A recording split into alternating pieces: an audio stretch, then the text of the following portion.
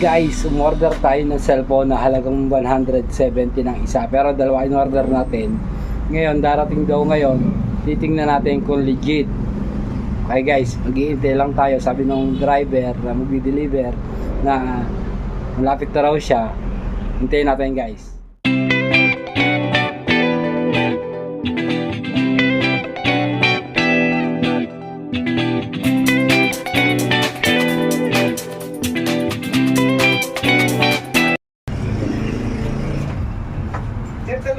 Dalawa sir, 117. Parehas. Cellphone yung order ko dyan eh. Bibidyo ko lang sir kung tingnan ko ako legit.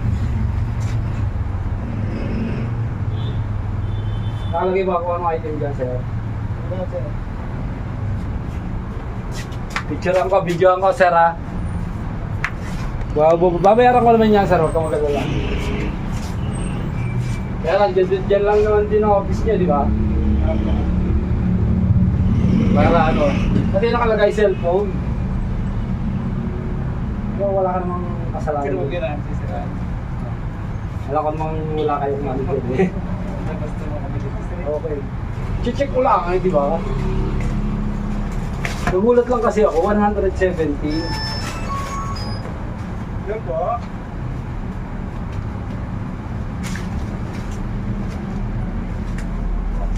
Ganyan sir.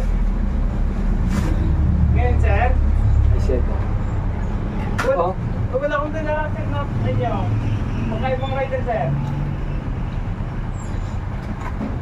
Wala akong dala sir eh. Yung cellphone ito guys oh. Stand. Wala rin sir.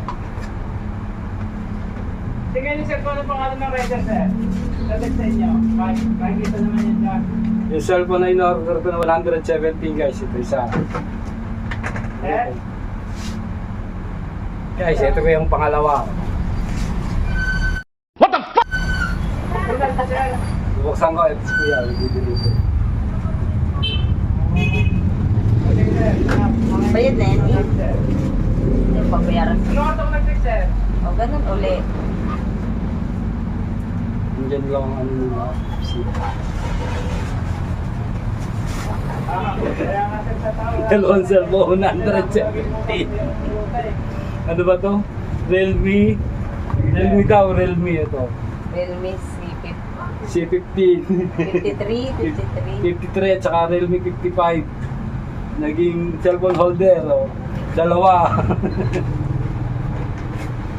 Uy, dahil ko na cellphone holder. Magkano pa, sir? Go 30%. Anong dapat sir? Ayan, ganyan. Sabi na nga yun ng taga-GNT eh. Ano? Cellphone, ano? Holder. Holder. Sir, pero lang may 50 lang po lang. Paano to, sir? Sabihin natin dito. Depende sa inyo sir, kung re-report nyo ng rebound. Kaso lang, makapala kayo dyan ng ayaw. Dahil ka-process nyo yan dun eh.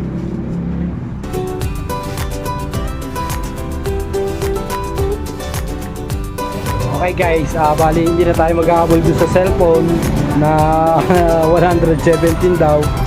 Sinubukan lang natin kung legit. Okay guys, paalam.